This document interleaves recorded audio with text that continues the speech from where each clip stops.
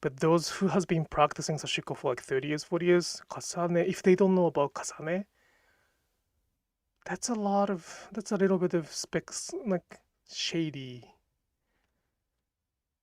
I mean, Kasane can be different name. They might have different name.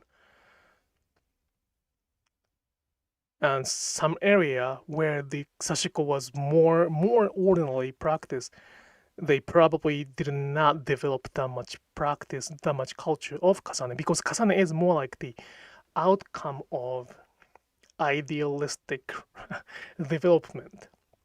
They wanted to make both sides as the finished side. As the result, they kind of developed that skill.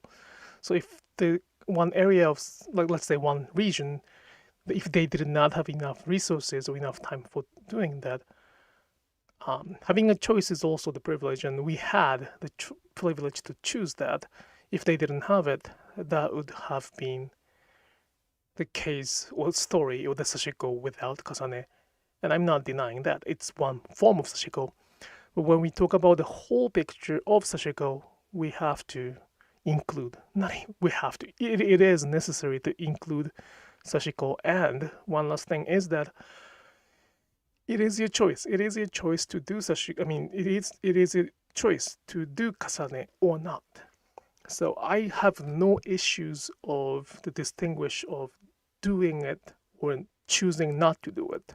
If you choose not to do it, that's perfectly fine. I sometimes choose not to do it too. For example, when I have to mend the denim, Kasane can be weak for that. In those cases, I do make knot. I know how to make knot. I mean, just making knot. So it is not wrong to make knot. It is not wrong to stitch from the front side. I sometimes do that too. It's not the majority of the project, but when I have to work on the front side, I do, and I can. Do I care about the front side of stitching? I can care, and there are projects that I have to care, but it's not my preference. So as a result, I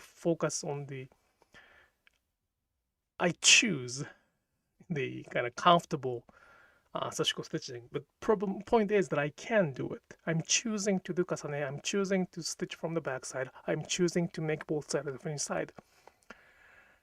As long as it's your choice, there's no problem with that. If it's not your choice, then don't teach others.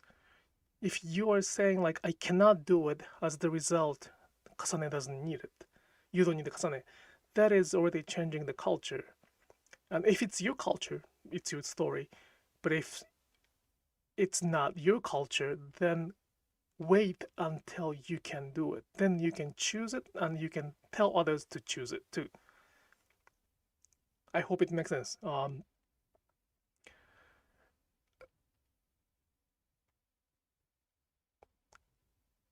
That integrity, self-discipline, and also there was one word that I think no. There was one word. It's actually integrity. Like definition of integrity, what you do when no one is looking. Probably nobody realizes it. Probably it's not a big deal for many people. You might not get rewarded. You might not. It's not gonna be showing off.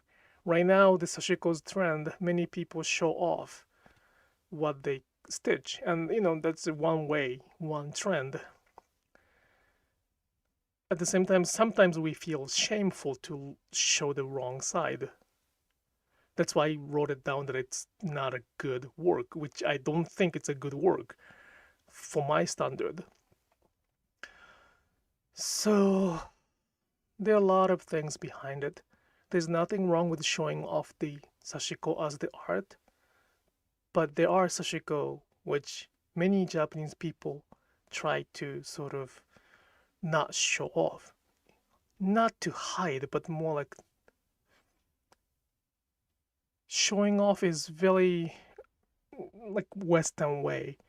Being artistic, being like self-expression, expressing it is very much Western mindset.